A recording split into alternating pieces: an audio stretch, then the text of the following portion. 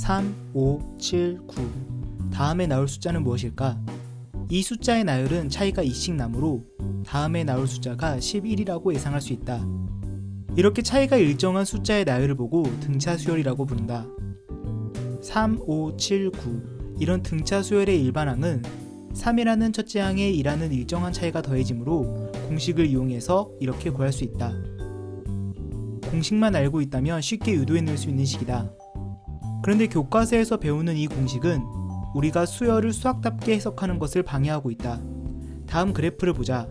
y는 2x 플러스 1 그래프인데 x에 1을 대입하면 3, 2를 대입하면 5, 3을 대입하면 7, 4를 대입하면 9 이처럼 자연수에서의 함수값이 등차 수열의 각 항들과 정확하게 일치한다. 왜 이렇게 될까?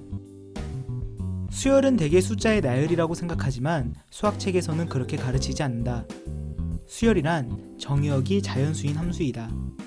그래서 수열을 받아들일 때 우리는 함수로 받아들여야 한다. 정확히 말하면 등차 수열은 정의역의 자연수인 1차 함수로 받아들여야 한다. 1차 함수는 기울기가 일정하므로 정의역이 자연수라면 같은 수를 더한 효과를 가진다.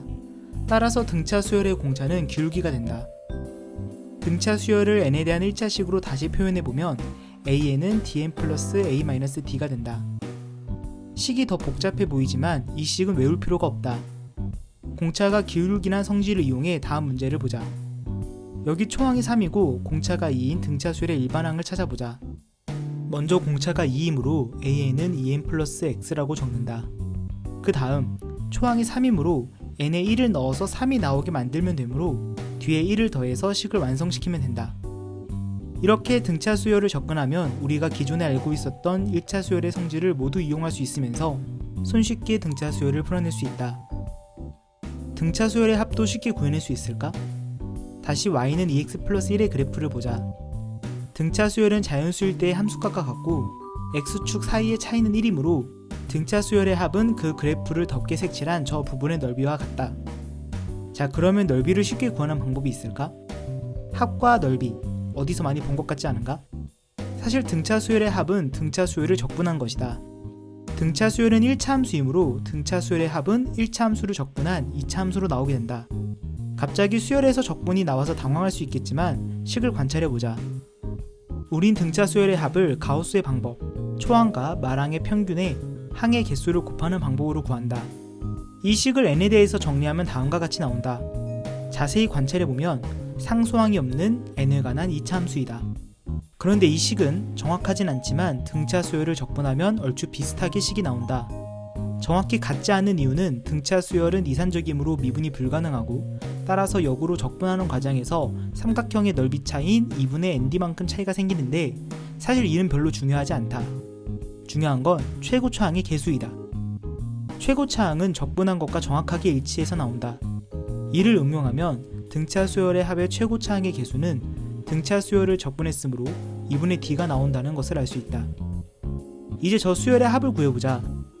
먼저 공차가 2이므로 등차 수열의 합인 n제곱의 개수는 2분의 d, 즉 1이다. 등차 수열의 합은 상수항이 없는 2차 함수이므로 sn은 n제곱 플러스 xn이라 두면 a1은 s1과 같고 따라서 3이므로 sn은 n제곱 플러스 2n이라 할 수 있다.